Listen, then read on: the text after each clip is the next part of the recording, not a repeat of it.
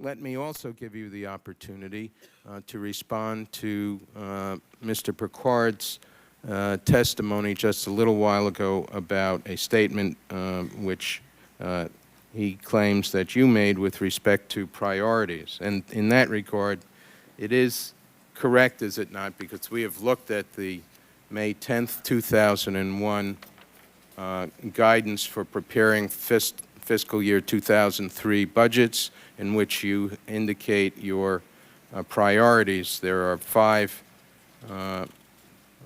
goals, strategic goals, laid out there. It does not appear that terrorism was one of them. Is that correct? Let me make an explanation here, because I think I welcome as well this opportunity. The day preceding, on May the 9th, I met with the Senate Appropriations Committee and was asked about my priorities. I said my #1 priority was to protect the people of the United States against terrorism.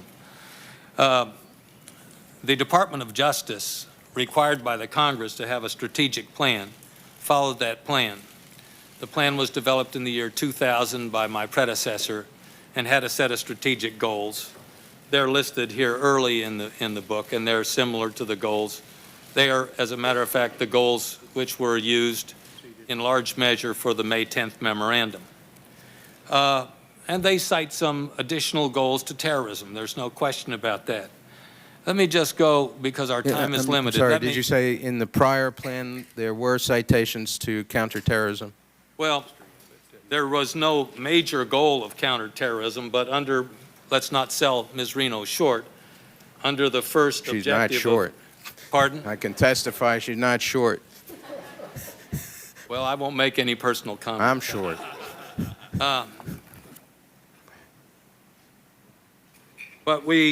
And under the Keep America Safe by Enforcing Federal Criminal Laws, she did have deter and detect terrorist incidents, and this is the kind of, let me just cut to the chase here to see where we were. Let our money do the talking.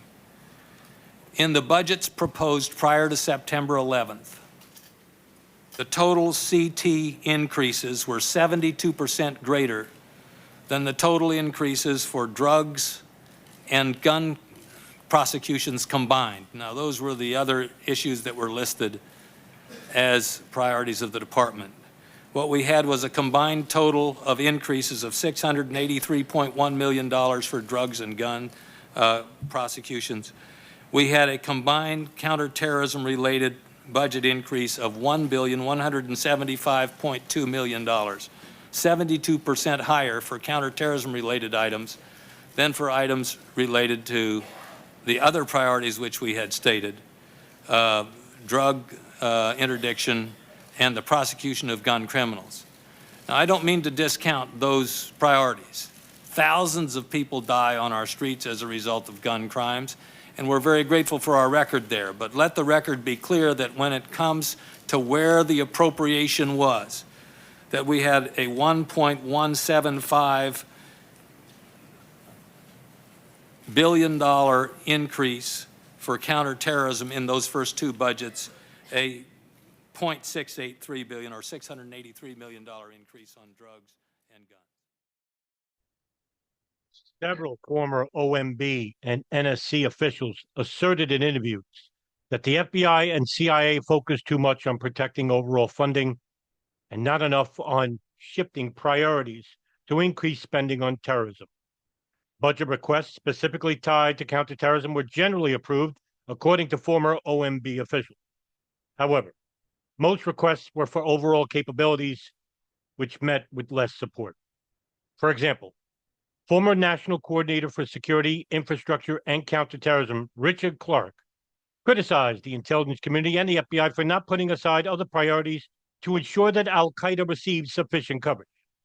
Mr. Clark explained in a briefing that only a small part of CIA's counterterrorism expenditures was devoted to al-Qaeda, even though, quote, we in the National Security Council and we in the OMB asked CIA repeatedly to find programs of lesser priority, either in the CIA budget or in the intelligence community budget, to increase the size of these activities.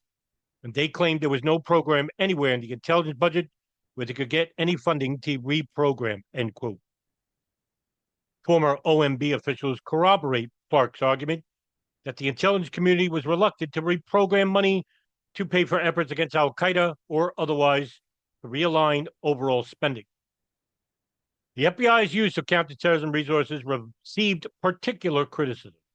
The Bureau assigned fewer than 10 technical analysts and only one strategic analyst to Al Qaeda before September 11th.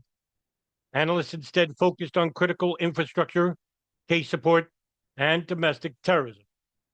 FBI officials told the Joint Inquiry that they focused on investigating overseas terrorism rather than a strategic analysis or on radical activity inside the United States.